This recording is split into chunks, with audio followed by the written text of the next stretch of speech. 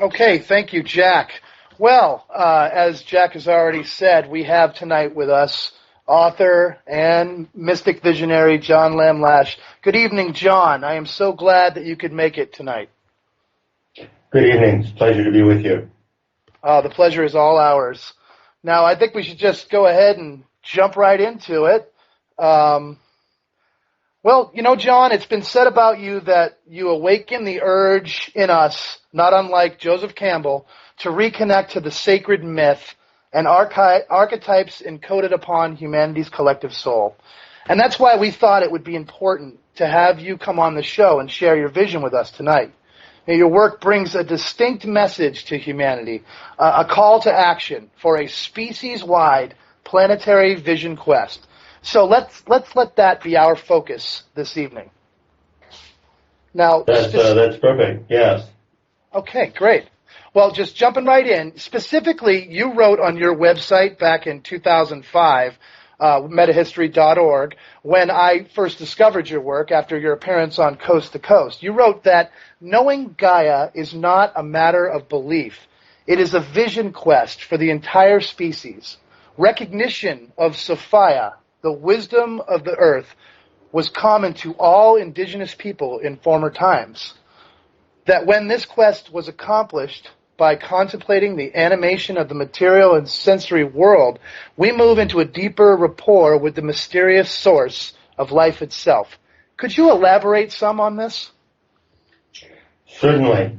That particular passage that you cite is a concise sort of a distillation of the message of metahistory.org.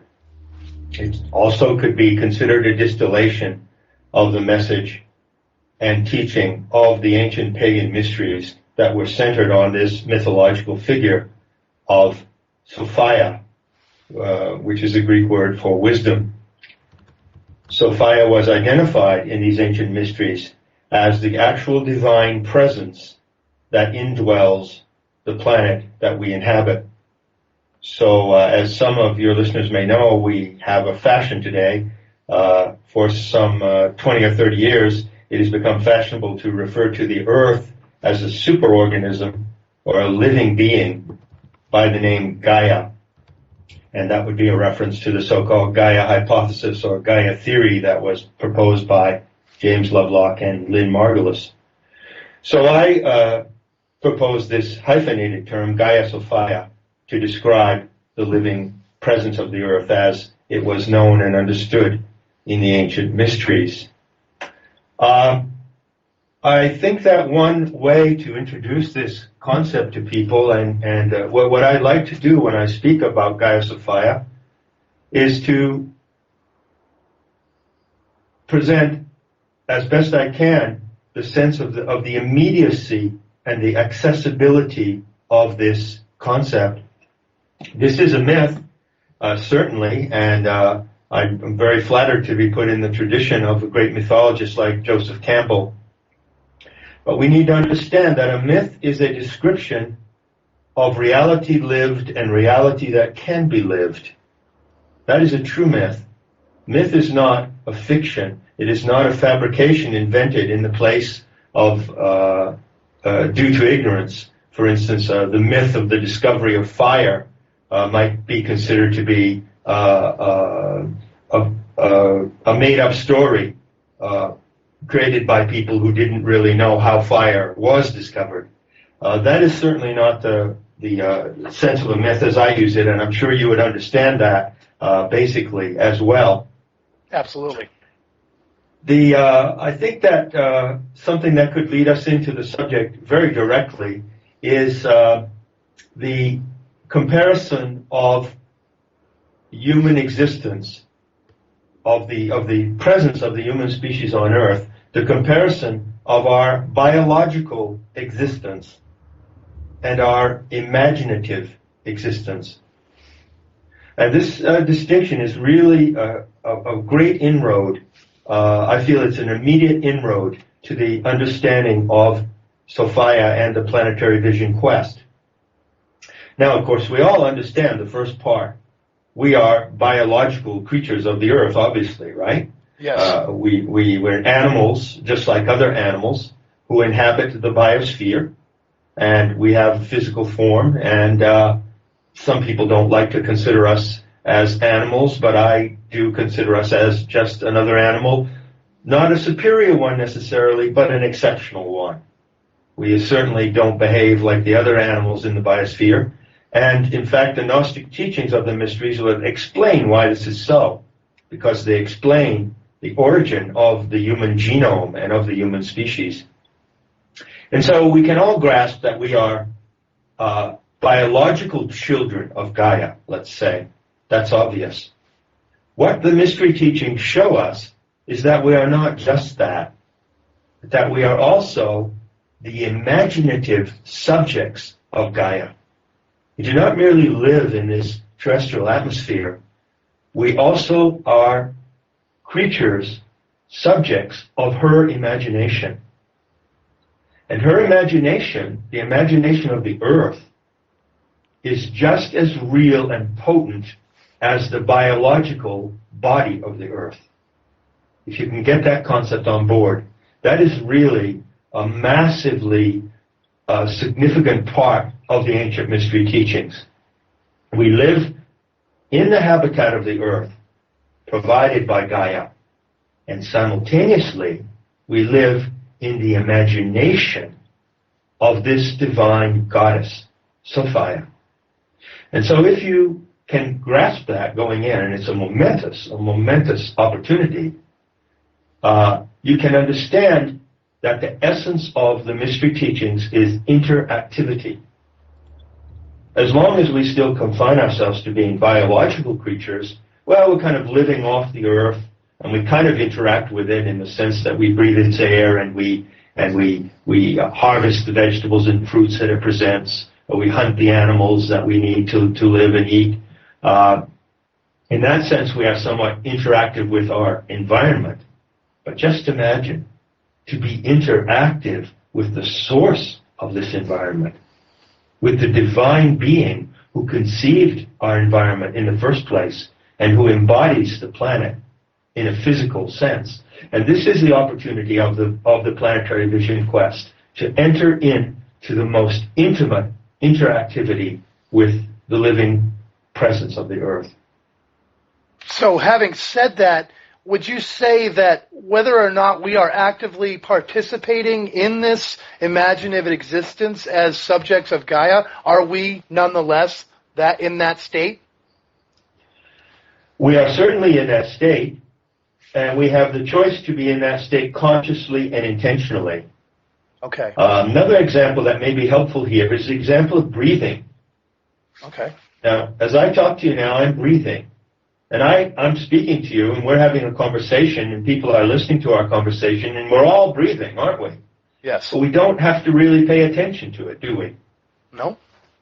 We don't have to stop and think, gee, I'm breathing. Am I breathing in now, or am I breathing out, Right. Because we are set up in the natural world in such a way that our breathing happens for us. It happens as an more or less automatic process. But we also have the option to make our breathing intentional. For instance, if I say to you now and to everyone listening to me, stop and hold your breath for 5 seconds. 1, 2, 3, 4, 5. We just participated in an intentional ritual, as it were, that made our breathing conscious and intentional rather than automatic. So it's very clear, and of course, from this we can easily refer to pranayama, which is the ancient Sanskrit word for breath yoga or breath exercises. And we know that in the mystical traditions of Asia and India, and in China as well, the conscious control of breathing was considered to be one of the master techniques for evolving consciousness and for developing higher states of awareness. So it's very easy to draw this contrast between just the automatic and unconscious process of breathing and the intentional act of breathing. Well, likewise. Yeah, is that clear? That's an excellent analogy. I really get that. That is really clear. So with planetary tantra and with the Sophianic vision, you have the opportunity to not just live automatically and unconsciously in Gaia's imagination. You're already there. But to become intentionally engaged with her and to actually interact with that divine being.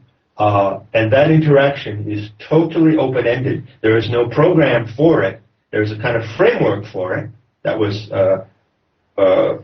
can be found in the mystery school teachings, but it is a completely open-ended experiment. That is the divine experiment. How we as a human species, who were created by the goddess Sophia, can become interactive and co-evolve with her in this environment. Okay, excellent. Now, you propose the term biomysticism for empathic and visionary participation with the life force. And you quote Reich, Wilhelm Reich, who wrote that mysticism means, in the literal sense, a change of sensory impressions and organic sensations into something unreal or beyond this world. Both devil and angel correspond to human structural sensations that deviate basically from those of animals and primitive people. Now, where does this leave the individual seeker?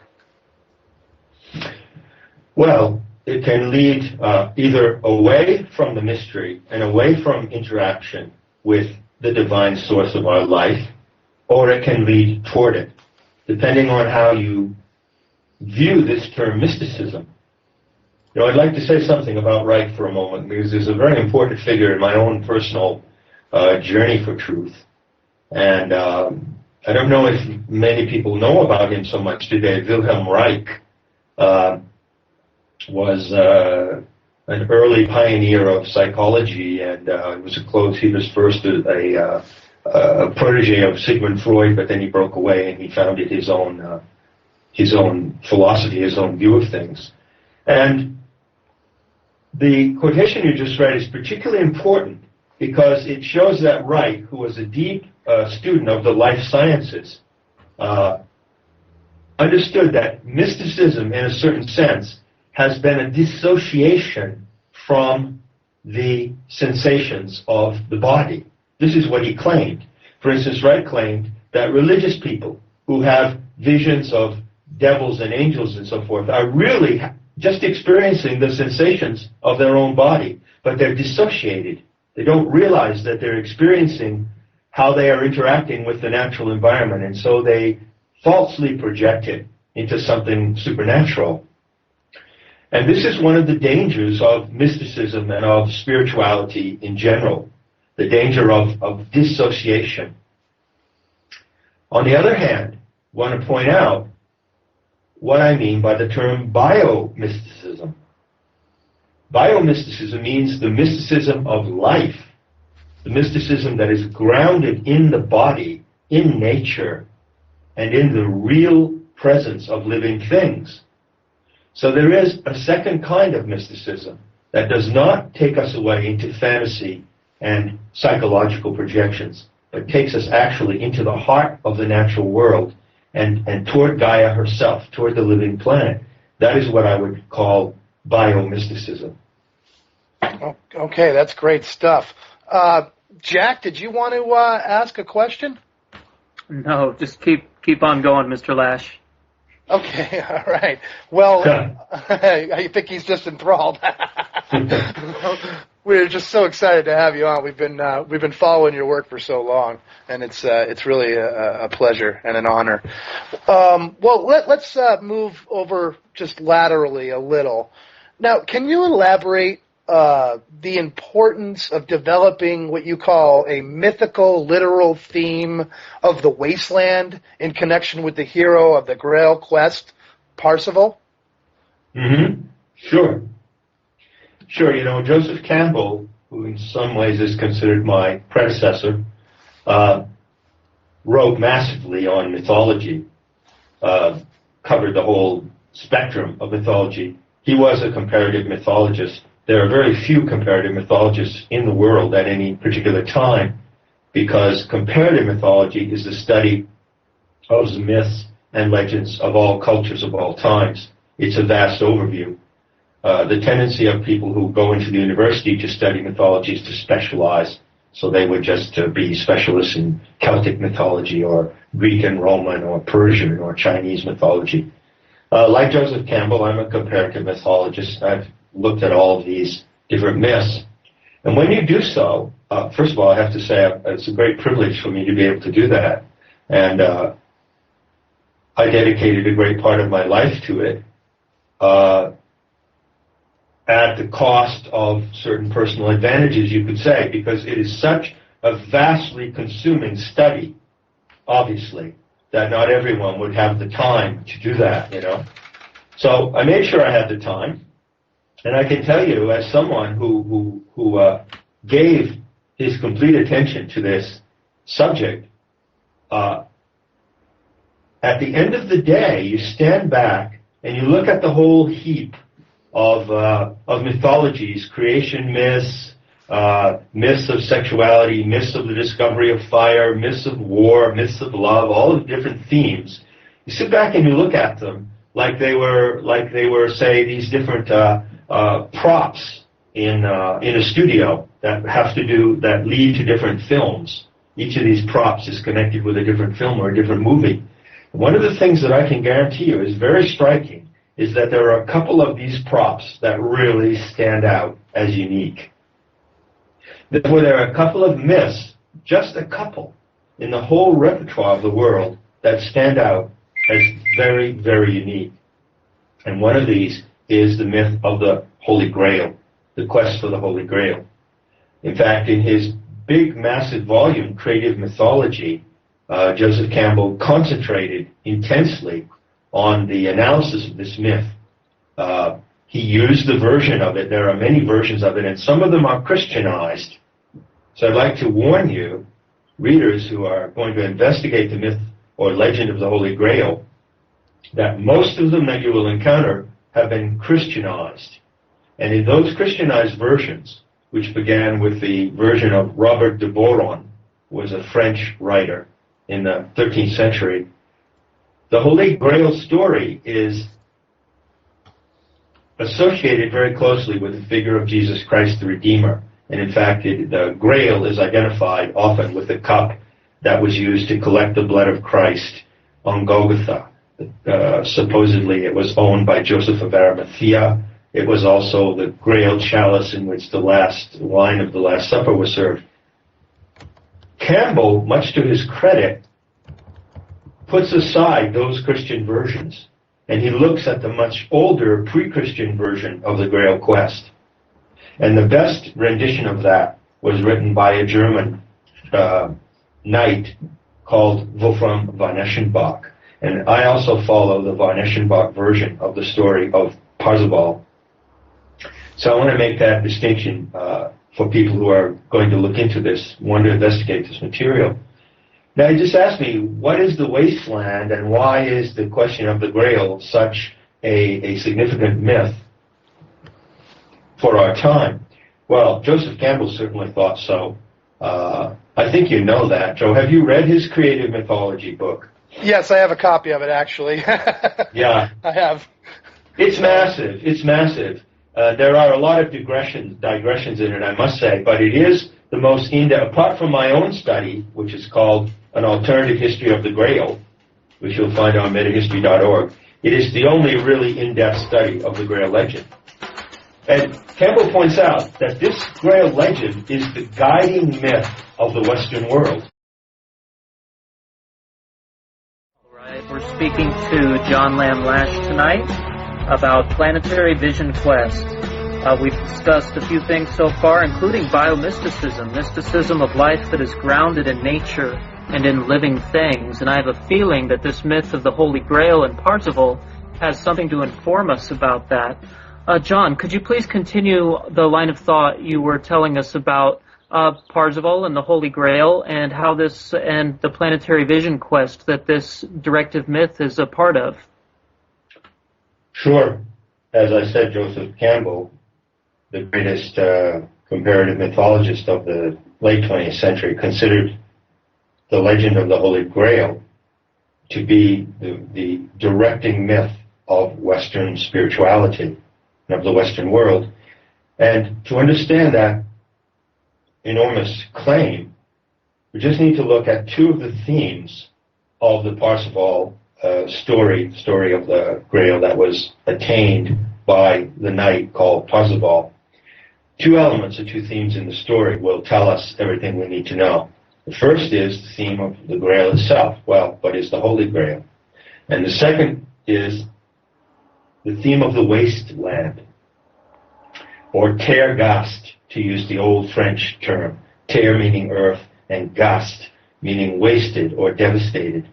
And la terre ghaste is a really important theme in this myth, because it refers to what happens to the earth, to the planet Earth, when human beings no longer perceive it as sacred. When the human species loses its connection with the imaginative dimension of the goddess, as I mentioned previously, then we begin to lose the sense that we are in a divine experiment with supernatural powers. And gradually, as that awareness fades out, we even lose the sense that there are divine and supernatural powers pervading the natural world. And as a result of that, the natural world turns into a wasteland in front of our eyes. And I think that, these versions of the Holy Grail quest that have survived mainly date from about the 10th, 11th, and 12th century. They're a little under 1,000 years old. And I think it's remarkable how obviously true they are, because it has come to the state, it has come to the place where humanity is looking at the planet, that it is treating the planet in such a way that it has become a wasteland, And the technical term for this is desacralization, which means the removal of the sense of the sacred. Now, I just want to make one more point before I go on to the second theme here. What I mean when I say the word sacred, generally we think that this has some religious meaning. And I would ask you to set aside your religious conceptions of it and just try to comprehend the word sacred in an energetic sense. Word sacred in English comes from a Greek or Indo-European root, S-A-C, sak, which is the same root as the Hindu word Shakti.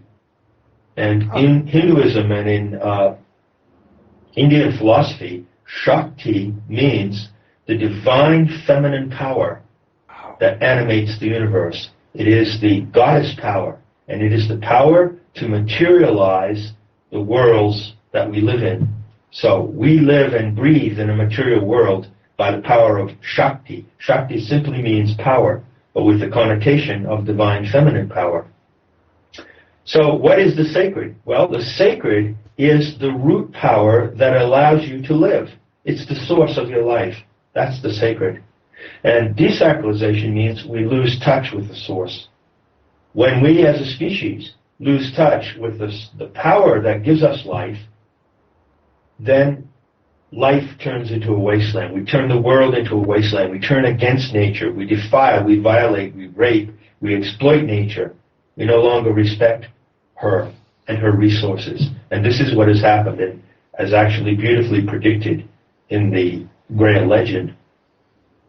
But the Grail legend is not just about the problem of the wasteland, which we are living in today, an ecological wasteland, economic wasteland, a wasteland of entertainment, It's not just about the problem, it's also about the solution. The solution to finding our way back to the sacred is to attain the Holy Grail. The Holy Grail is, in the most concise sense, that which we must encounter and experience in order to re-engage with the sacred. So the Holy Grail is not a symbol of something. It's not merely a symbol or an archetype, but it is a powerful encounter with the supernatural that brings us back into a connection with the sacred. And that is why this story is so important, because it shows the way back to the sacred. Is that clear? Absolutely. Yes. That's amazing. And so can I just jump in for a second, Jack, and just say that so this is all precipitated with the seeking of an answer to a question. And that's the symbol, right? Is we're seeking. That's right. Did you want to elaborate on that? There's an amazing plot structure of the story of Parsifal. An amazing plot structure. And you really have to... I suggest that everyone would go on metahistory.org and go to the Alternative History of the Grail, which is an entire book on the site. And if you go to the table of contents for that section of the site, you find that there is a synopsis of the story of Parzival. And all the chapters in the book by Wolfram von Eschenbach are presented in a very concise synopsis. It is an absolutely fantastic and unique story. And just as a teaser, I'd like the listeners to know that the plot structure of Parsifal is really unusual because of the three conditions that are required for the seeker of the Grail. And in fact, these three conditions are very, very interesting. The first condition is that the seeker of the Grail, the one who will attain the Grail, must be the son of a widow. This is a very interesting statement, you know. Now, just want to qualify this. That may rule a lot of you out. I happen to be the son of a widow. That's a fact. But I am literally the son of a widow. But we can all be the sons of a widow. Men and women can both be the children of a widow in a broader symbolic sense. What does that mean? Well, the widow is the woman who has lost her male counterpart. So, if you are a son or daughter of the widow, it means that you have been removed from the male, from the patriarchy. That is the actual meaning of that requirement. You have been removed from the patriarchal order. So you go on this quest because you are seeking to transcend and even to defeat and overcome the perils and the dangers and the illusions of the patriarchal order. And that is symbolically what the son or daughter of the widow means. The two other conditions are really interesting. One is that the seeker must find their way to the Grail, into the presence of the Grail, which in this case of the story is the castle where the Grail is kept, without actually knowing how to get there. So there's a wonderful element of spontaneity in this story. There's no program that's going to show you how to get there. Life itself, by the serendipity of life, and by the open-ended design of your own life adventure, will bring you to the place where you will encounter the Grail, according to the story. And then the third condition is that the seeker who finds him or herself in the presence of the Grail must ask a question to the Grail, but not be told beforehand by anyone what that question is. Okay, well, we're coming up on another break, so when we come back, let's hear what that question is that the seeker after the Grail must ask as a third condition. Excellent. We return. Good place to move. Okay, we'll return with John Lamb Lash in the Free Zone. Okay, we are back in the Free Zone with author John Lamb Lash, and he was going to clue us in on the question, the final requirement of the seeker, the third requirement of the seeker of the veil, the Grail. So, John, if you want to take it from there. Sure. This is what you could call an archetypal theme in mythology, but it is also at the same time a very deeply existential question. I would say that every single person who wants to establish a deep relationship to the sacred, direct and interactive relationship, not based on belief, but on testable experience, must ask this question, this exact same question. It's just called the Grail question in the studies of comparative mythology. No one must ask this question. And the form of this question is, humanity, what are you suffering from? You know? Wow. Another way to say it is, humanity, how are you wounded? One of the things that gives the story of Parzival such a profound appeal is because it concerns the wounding of humanity. It says we are a wounded species. And there's something wrong with us. Not in the sense that we've fallen from a perfect state, not in the sense that we are sinners, but there's something not right about the way we live. We are somehow spiritually and morally wounded. And one of the reasons why the story of Parzival is inescapable and why it has so much to teach us is because it addresses this matter. The figure of wounding in the Parzival story is the Grail King himself, the Fisher King. And his name is, in the medieval language of ancient French, Infirmitas, or in the German, Amfortas. And Infirmitas means infirm, ailing, hurting, suffering. So, the question that every one of us must bring, and it must come spontaneously out of your own heart. Nobody can prompt you to ask this question. You must turn to the human race and you must ask, what's hurting you? What's hurting you, humanity? Why are you suffering? Why are you less than you could be? Why are you acting in a confused and hurtful manner? And this is really the heart of the whole turning point of humanity. This is the turning point in each one of us when we can ask this question. There is a great, great turning point in your life. Okay, that's powerful. It is. It's food for thought. Mm-hmm. I know a lot, at least in my perspective, John, a lot of what ails us is the overriding, the conditioning that leads us to not see Gaia as sacred. And we're distracted by so much illusory, archontic artifacts, whether it's television or false culture. And I understand, in my perspective, the Parzival story being so important because it's a genuine directive myth. Could you please define for our listeners the difference between a genuine directive myth and overriding? Sure. A genuine directive myth, like the myth of the divine Sophia from the Mysteries, which is technically speaking, a creation myth. It explains the creation of the Earth, the origin of the human species in the galactic center, and so forth. Also explains the origin of deviant mind parasites and their presence in our reality. And that is a creation myth, and then Parzival is a quest myth. And these myths are directive myths. What does this mean? It means that when you read them and absorb the stories, it acts upon you. It's sort of like, is it the red pill or the blue pill? Which is the one that Neo takes that shows him the real Matrix? The red pill. Is that it, Jack? The red pill? I always get confused. Yeah, me too. Let's just say the blue pill is normal, but if he takes the red pill, his eyes are open.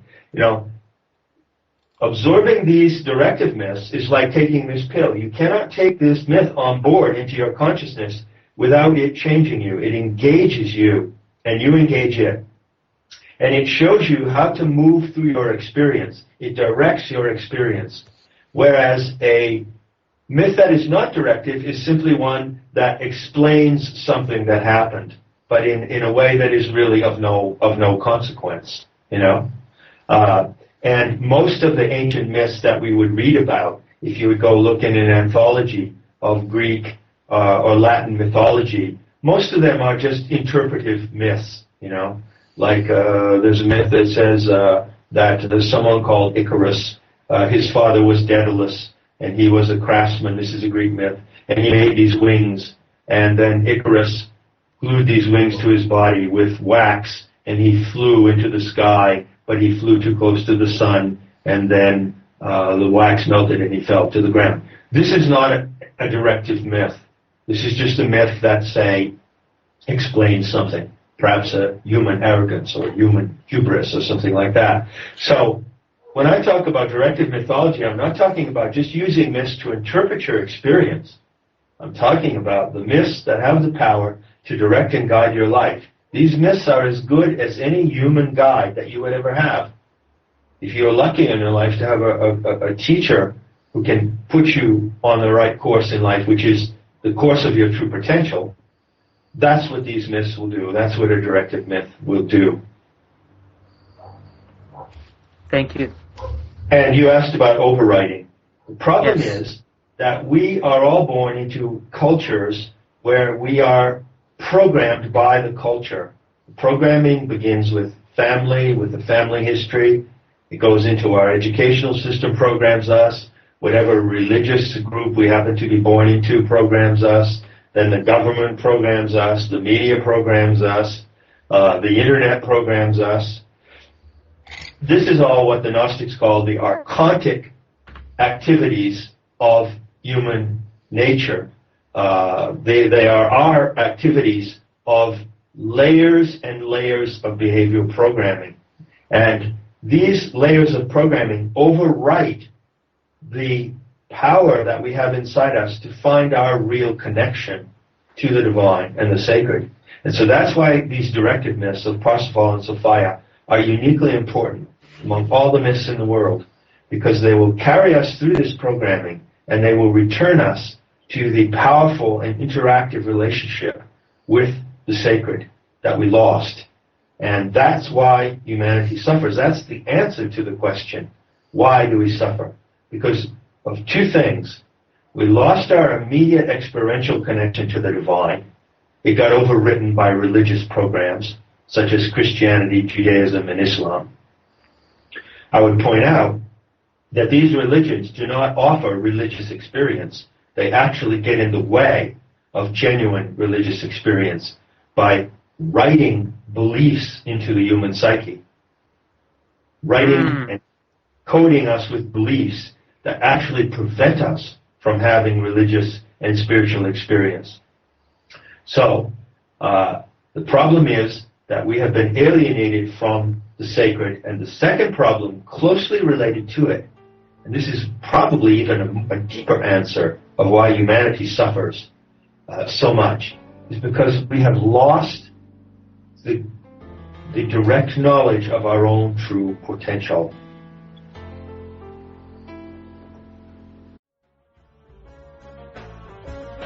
And we are back on the free zone. John Lamb Lash, take it away, sir.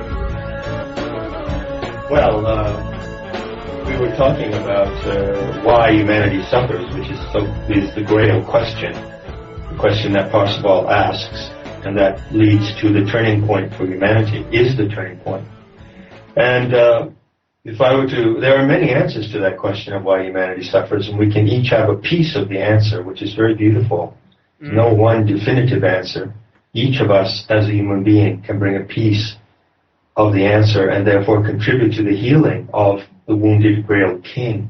Wow. Basically, when we look at the mystery schools, we find that they had a solution to that question. Because in the mystery schools, we were taught what our divine potential is. We were taught that we were not created by an extraterrestrial race of the Anunnaki or some superior reptilians. We were actually engineered, the human genome was engineered in the core of this galaxy of ours by divine beings who cannot correctly be visualized in any anthropomorphic form whatsoever. They were just pure energies. And so our potential, our human potential, derives from these divine beings. And because we are ignorant of it, if we don't know the origin of our own species, we don't know the potentials that were encoded in us by these godlike beings called aeons, we're going to be completely lost. So the Holy Grail is, in a sense, the enlightenment of our divine source that leads us back to our potential. And then we can act from that potential, and we can create an entirely different world in living in that manner. Okay. Well, we certainly would like to hear a little bit more about, I think there's a lot of people that would like to hear a little bit more about the deviant mind parasites that you mentioned and that you just sort of alluded to right there. We only have about a minute and a half in this short segment, so if you could maybe just wet our taste buds a little with it, and then we'll come back to it. Sure. If you've heard about the Gnostic writings, you probably may not have heard my version or my scholarly reconstruction of that material. It's drawn from books, ancient parchment books that were discovered in Egypt in 1945. They're called the Nag Hammadi codices. And in these codices, you have the most complete and ancient, oldest textual description of mind parasites or ET-type aliens that intrude upon our species. Now, the Nag Hammadi writings of the Gnostics are notable for any number of reasons beside that, but that is certainly in itself a very remarkable point. What I would point out first is that the Sophia myth of the mysteries is a complete and coherent and unique myth, unlike any other I have ever found. And I've studied all the creation myths of all the cultures of the world, anything you can name. This one is outstanding because it is an actual full scenario of planetary evolution. It actually tells us how the Earth originated, how the solar system originated, tells us what is the origin of the human species, all these questions that we need to know in order to know who we are and know what we're doing here on Earth. What is the purpose of the human presence here? It answers all those questions in a way that other myths do not. Wow. Wow. I guess that's some archons are just splitting town because they're terrified because I'm going to start talking about it now. Honestly, I think the universe can sort of underscore how something isn't important, because you'll have a thought that's really profound, and then a bird will cry, and so I think that was just the Gaia speaking to us and emphasizing what you just said, Mr. Lash. That could well be. Sounds more like archons burning rubber to me and getting the hell out of town. Right. They better get out of town because they know how to get fast, Yep. So this wonderful story of the divine goddess Sophia, who is now embodied in the living presence of the Earth, begins in the galactic center.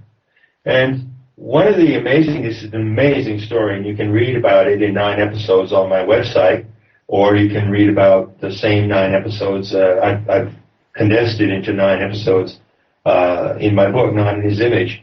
One of the wonderful things about this story is that we learn in the story that the goddess Sophia was a presence called an aeon, which means a generator, a powerful spiritual energy, alive, conscient, sentient, superconscious entity in the galactic center in a company of other beings. And these aeons are kind of like scientists and artists.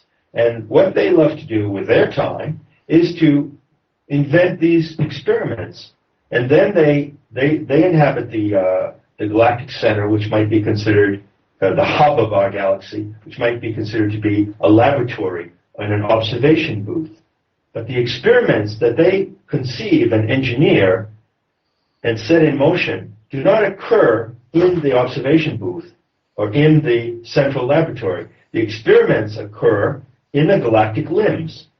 Why is that so? Simply because the divine experiments that the gods imagine and cook up have to take place in particular settings. And those settings are planetary worlds and solar systems where sentient beings and different kinds of animal forms can live, inorganic and organic beings. And so nothing like that can live in the galactic center. So this is very clearly laid out in the Gnostic mythology, the difference between the galactic core, which is called the pleroma, and the galactic limbs, which is called the kenoma. So anyway, as the story goes, the divine Sophia was involved in engineering the human species. You want to know where we originate? We originate in the imagination of divine beings in the center of this galaxy. And then the human genome was implanted, just rather in the way that a sperm would be implanted in a womb in an act of insemination. The human genome, the template of our species, was implanted in the third limb of this galaxy of ours in the Orion Nebula, which is an area that you can see on astronomical maps.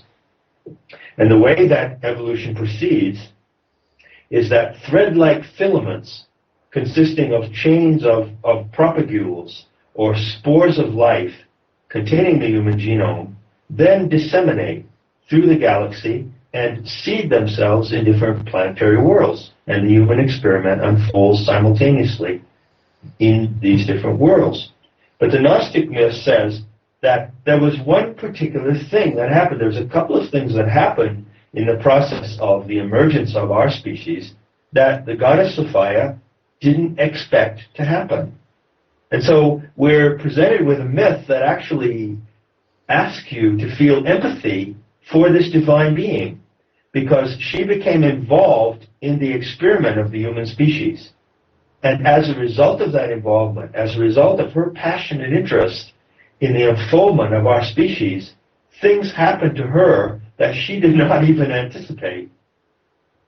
And this is just amazing to contemplate this, because you see, this is not a myth like the myth of the Creator in the Old Testament, where the Creator is omniscient and controls everything and knows how it's all going to go from the beginning and the middle and the end.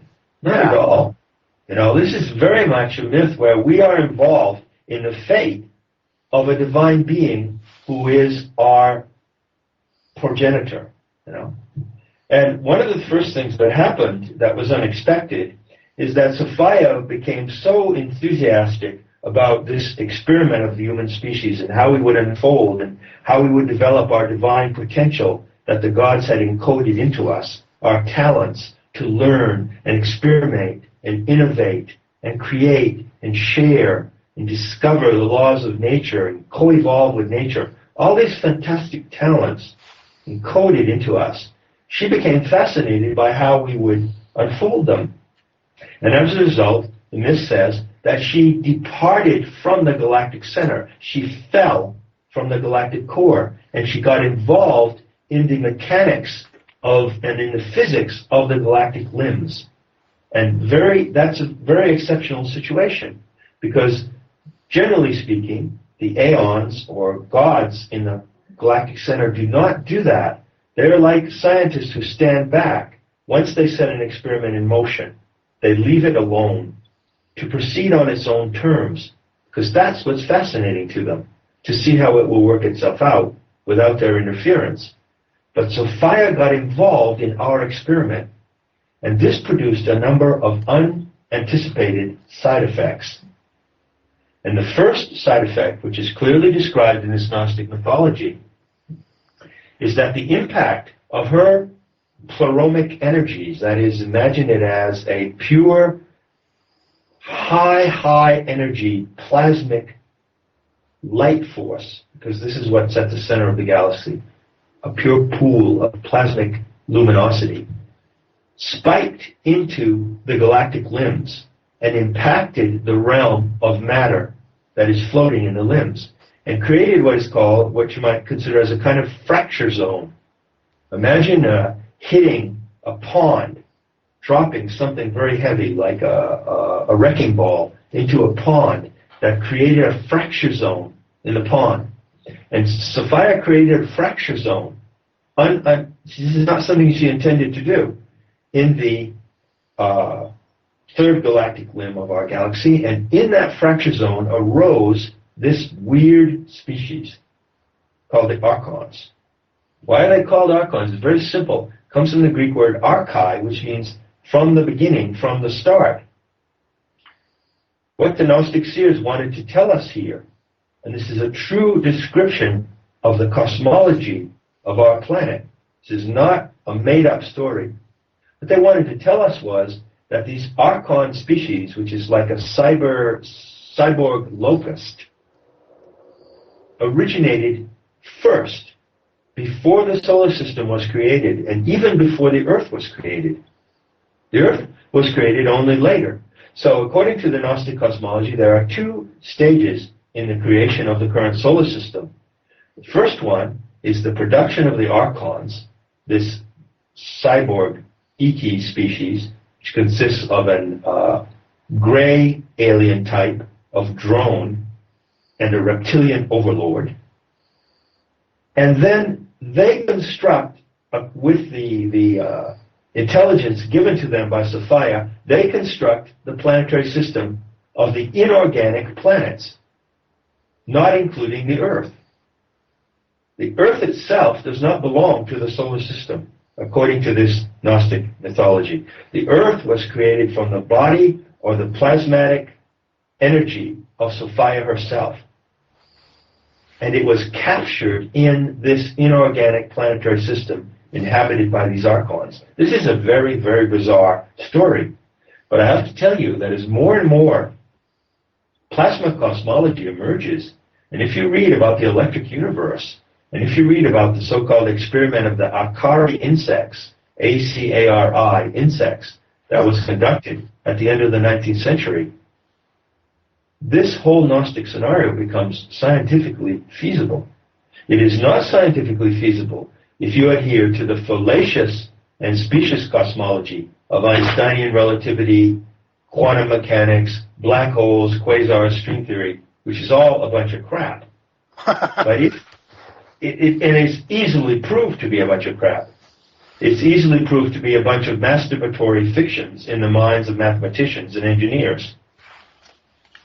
But if you look to plasma physics and plasma in the electronic universe, you find that this Gnostic scenario becomes feasible. And that's how we understand the presence of these archonic mind parasites. They do not inhabit the Earth. They're never going to invade the Earth because they can't live in the terrestrial atmosphere. What they do is they can make forays into the Earth, kind of senseless raids that don't really lead to anything. And they can, more importantly, influence the human mind through a kind of telepathic or subliminal access. In relation to your condemnation of the scientific method there, you did quote Reich again on your website. You wrote a quote from him about the biophysics of perception. According to Reich, the scientist will increase his errors in proportion to the neglect of his own system of sensory perception and awareness. And then you said that scientific theory divorced from body and sense will only lead to the confusion and contradiction which is inevitable as long as we can continue to investigate exclusively by physical instruments and mathematical analysis, a universe whose foundations lie in the realm of mind and consciousness. That's absolutely right, and that is one of, thank you for bringing that up, Joe. It's one of the most important messages that I want to get through on my site. Reich also said, and I love this quotation, sensation is the greatest mystery of natural science. You know? Just think about that. A science which ignores sensation, which treats our instrument, our bodily instrument, and it's the five senses of sight, seeing, touch, taste, smell, and hearing as illusory, is never going to get to the true physics of this universe. You know, I'll tell you, the highest technology in the world is the technology of your mind-body system. Not your mind alone, not your body alone, but your mind-body system is the highest technology on this planet. And we can know everything through our mind-body system. One of the reasons that humanity has lost the way is that our natural intelligence has been overwritten by these archontic programs, by simulations, by models of models and copies of models that take us entirely away from the evidence of our own senses. The Sophianic vision brings us back to the evidence of our senses and gives us confidence in everything that we can know. And there is a continuity that you can experience between the natural sense world and then going into that world, into the supernatural, which underlies it. so that you can experience the natural and supernatural together. This is the great science of gnosis. And this is what was taught in the mystery schools. So just to recap on the archons, because people are really interested in this subject, yes, you find in the Nag Hammadi writings the earliest textual description of extraterrestrial intrusion. You find the allusion to two types of ETs that are predatory. Now, I'm not saying that there couldn't be many interdimensional beings that interact with the human species. I believe there are.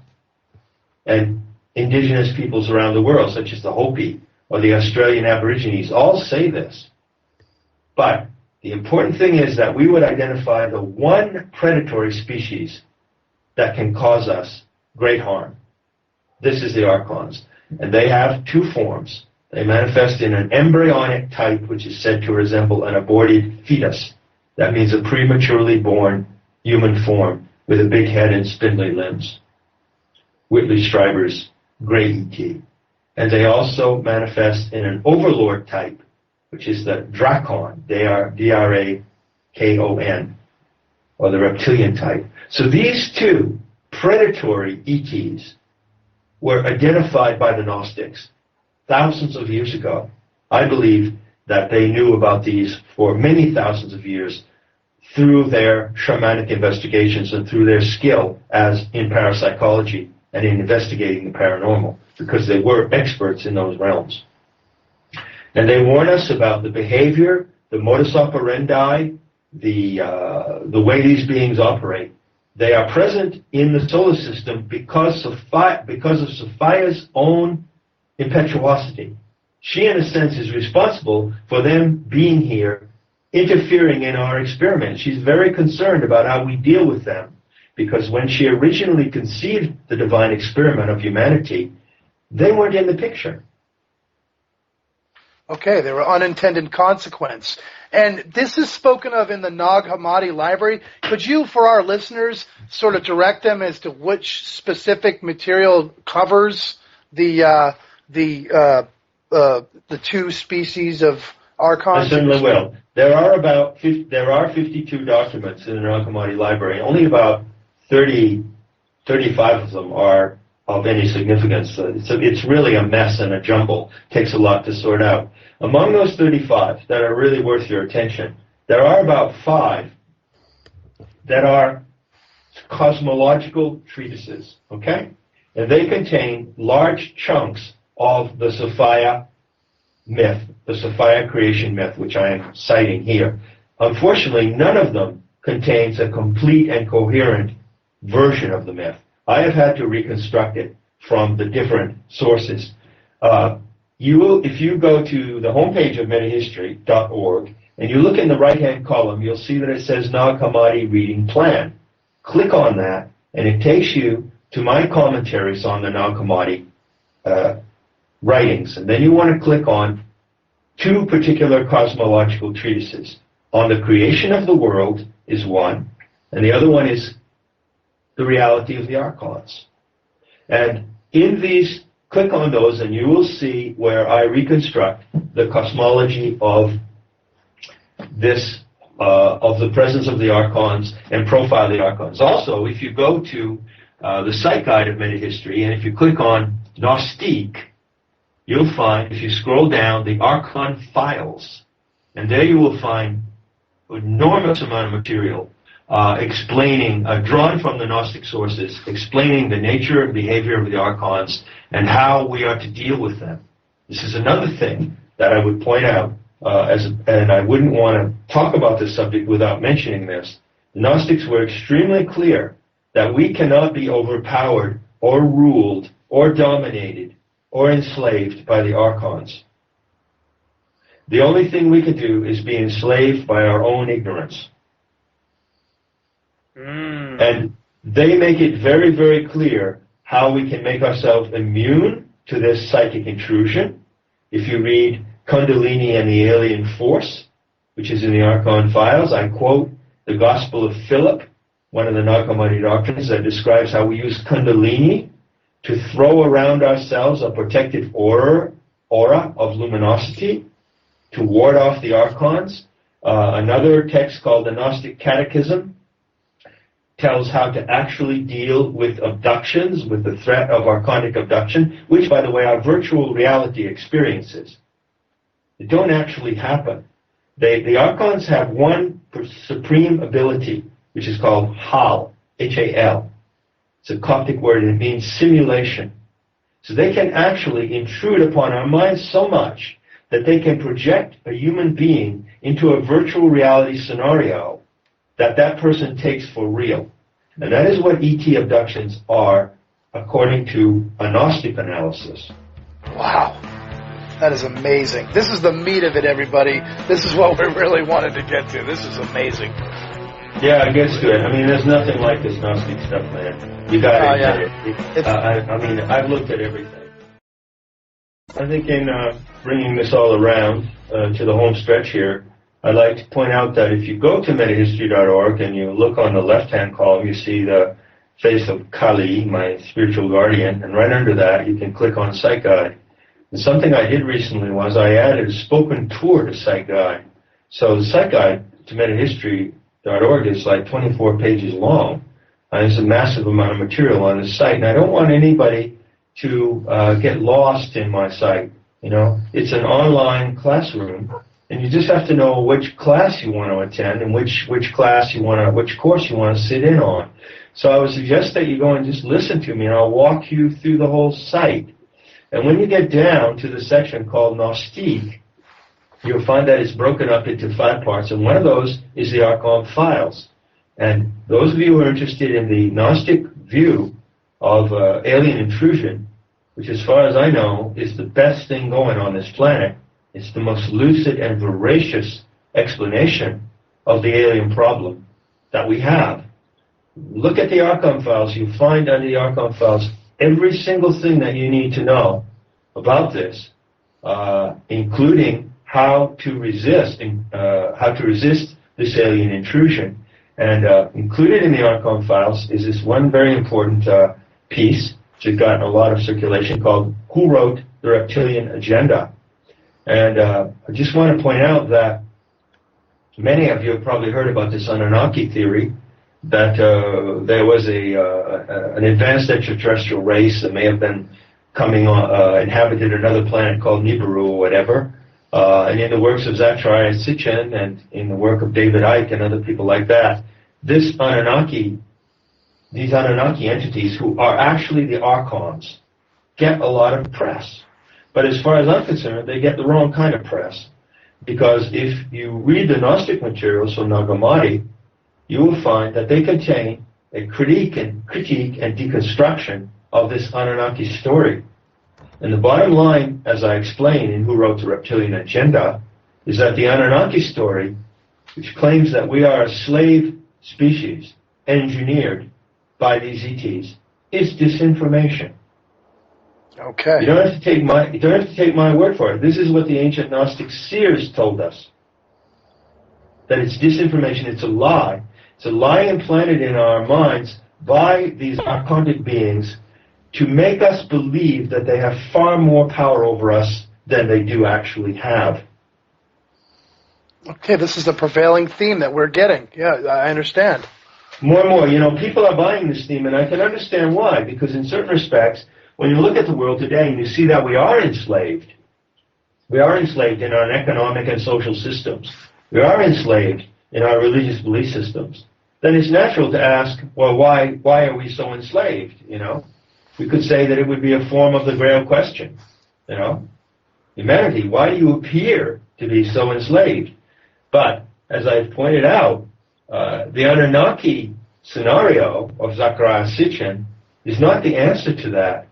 The Anunnaki scenario is a lie that pretends to be the answer. We are not a slave species. We are the products of the imagination of a divine feminine being called Sophia, who wants us to know her, to see her, and to co-evolve with her in a divine experiment of her conception. She did not intend that the Archons would be involved in this experiment, but it so happens that they are, And as such, they represent a test for us. If we can face this one predatory species and overcome them, we can clear humanity out of almost all of its problems. Okay. Well, John, to bring it back around again, you define a term called econosis as an intimate perception of the life force of the earth such that it brings humanity into alignment with Sophia's correction. Could you define the term Sophiac correction for the listeners tonight? Sure. On the basis of what I've been able to tell you so far about the Sophianic creation myth, you could say that Sophia made some mistakes. Even gods can make mistakes. Just imagine that, you know? Yeah. Even divine beings with a consciousness infinitely more complicated and evolved than us can make mistakes. Why? Because the essence of the universe is novelty and freedom.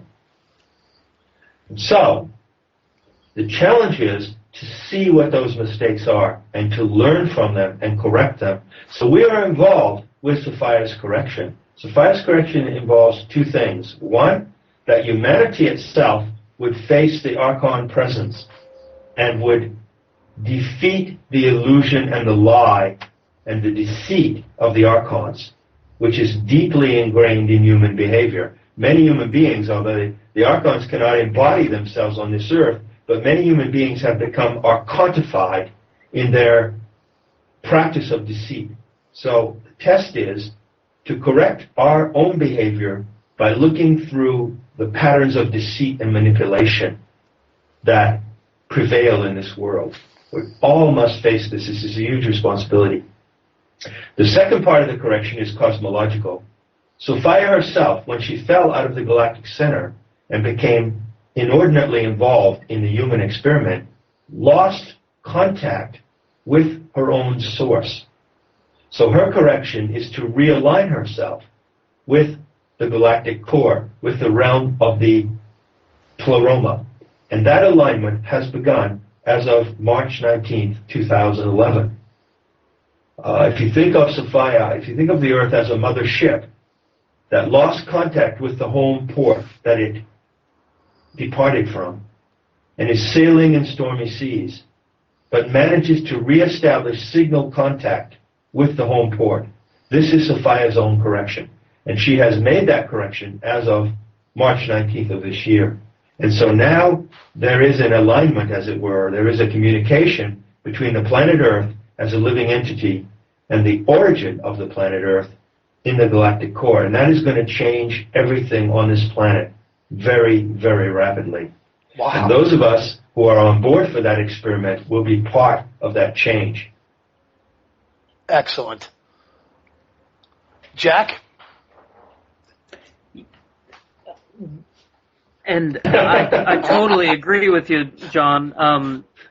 That kind of speaks to something we were discussing. Like you mentioned at the beginning of the show, if I can find my notes here, about how we not only exist in the biosphere of Gaia, but within her imagination. And it seems like just getting in touch with that imagination is the key, whether it's swimming in the ocean or going out into the woods. She's there for us. She is, and I'm glad you brought this up because I want to close with one really essential point, and this is one of the most profound guidelines that could be drawn from the mystery school teachings. You know, imagination is a faculty that was given to us by Gaia and by the divine beings. It is part of our endowment as a species. But we can use imagination wrongly. We can use it for pretending. We can use it for fantasy. We can use it for escapism. We can use it to do very sick things. Like serial killers use imagination to do sick things. The globalists, psychopaths, are using their imagination. Satanism, in the sense of a globalist conspiracy, is a deviant use of the imagination. So I'd leave you with this insight. Gnostics taught that the true imagination of our species that can guide us in the proper direction is the one that includes her story and that includes her. And the false imagination that will lead us to self-annihilation excludes her. Excellent. And this is all we have to know. is the difference between the true and false imagination. Thank you so much, author John Lamb Lash from metahistory.org, for being with us tonight. Thank you for staying up late this evening to convey all this great information.